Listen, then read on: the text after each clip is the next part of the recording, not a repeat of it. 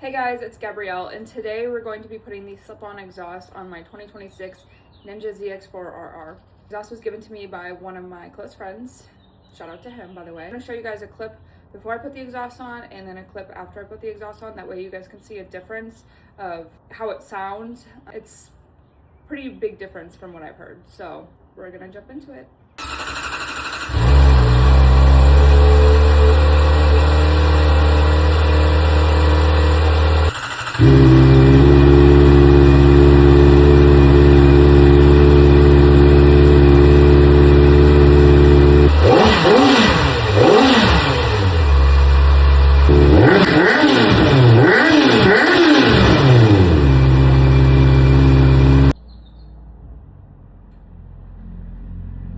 Okay, so I'm going to start by removing this 10mm bolt right here that holds the exhaust on.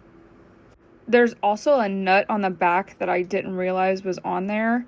I think it's a 12mm, so I just went ahead and held that since I already had it loose. Go ahead and pull that nut off. It's going to feel like the bolt is a little stuck in there, but once you get the bottom clamp off the exhaust, you can actually just wiggle that bolt out of there by pulling on the exhaust. The exhaust clamp bolt is a 12. So I'm just going to go ahead and remove that.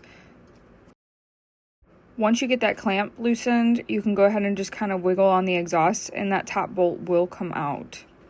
Here's the exhaust off, and now it is ready for the new exhaust. Here we're going to go ahead and get the exhaust lined up. You're going to push that top bolt through the little hanger that it comes on. Go ahead and put that 12mm nut back on the back of the bolt for the hanger. Here is where I realized I didn't have another ratchet or wrench to be able to hold that nut on while I put the bolt back on.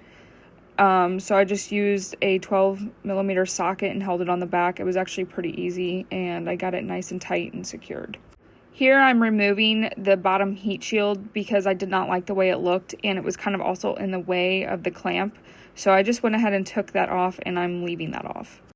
I'm going to go ahead and tighten up this clamp and adjust it to make sure it's in the correct position. That way the exhaust doesn't come off or I don't have a leak.